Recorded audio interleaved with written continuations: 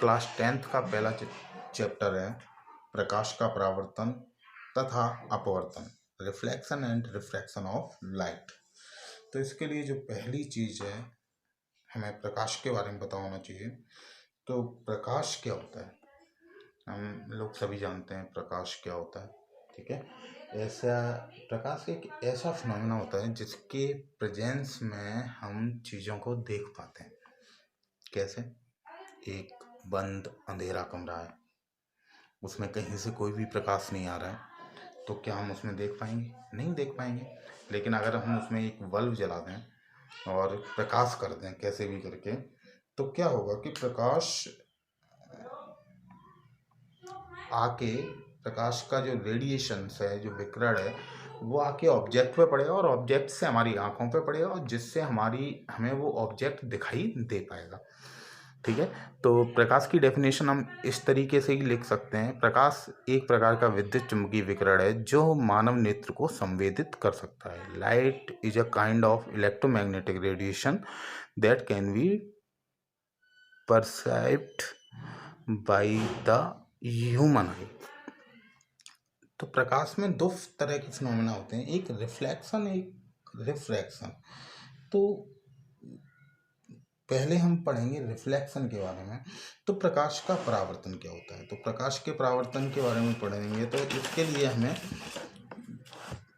कुछ चीज़ें पता होनी चाहिए, मतलब कि प्रकाश एक, हम इस डायग्राम के वर्क को देखते हैं बहुत अच्छे से कि इसमें एक आपतित किरण है, मतलब एक इंसिडेंट रे, एक रे आई और वो एक सरफेस पे एक पॉइंट पे पड़ के परावर्तित हो गई या रिफ्लेक्ट हो गई, ठीक है। तो इस जहाँ ये मिले, ये दोनों आपतित किरण और परावर्तित किरण, वहाँ पे एक तीसरी रे होती है, उसे हम बोलते हैं नॉर्मल या अविलंब, जो इस सरफेस के परपेंडिकुलर होती है, इस सरफेस के परपेंडिकुलर। इसको आपतित किरण इंसिडेंट रे, इसको परावर्तित किरण बोलते हैं, इसको आपतित कोण इंसिडेंट एंगल और इसको रिफ्लेक्टेड एंगल या परावर्तित कोण बोलते हैं, ठीक है। तो इसके दो रूल्स हैं। सबसे पहला, आपतित किरण, अविलंब तथा परावर्तित किरण तीनों एक ही तल में होते हैं। Incident ray, normal and reflected ray are all three are in same plane.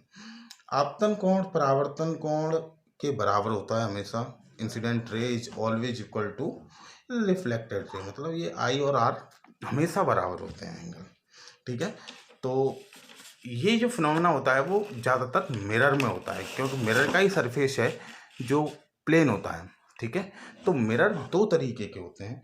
एक मिरर होता है प्लेन मिरर, जो हम घरों में यूज करते हैं, हमें पता है कि हम जिसमें अपना चेहरा देखते हैं डेली, वो प्लेन मिरर होता है। और एक होता है गोलीय दर्पण। गोलीय दर्पण में क्या होता है कि उनका जो सरफेस होता है, जहाँ से रिफ्लेक्शन होना होता है, वो स्फेरिकल होता है, मतलब गोलीय होता है।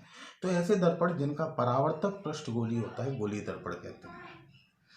सच mirrors whose reflecting surfaces are spherical are called spherical mirror। दो तरीके के होते हैं ये मिरर, एक कॉनकेव और कॉन्वेक्स। कॉनकेव को हिंदी में बोलते हैं अवतल दर्पण और कॉन्वेक्स को बोलते हैं उत्तल दर्पण।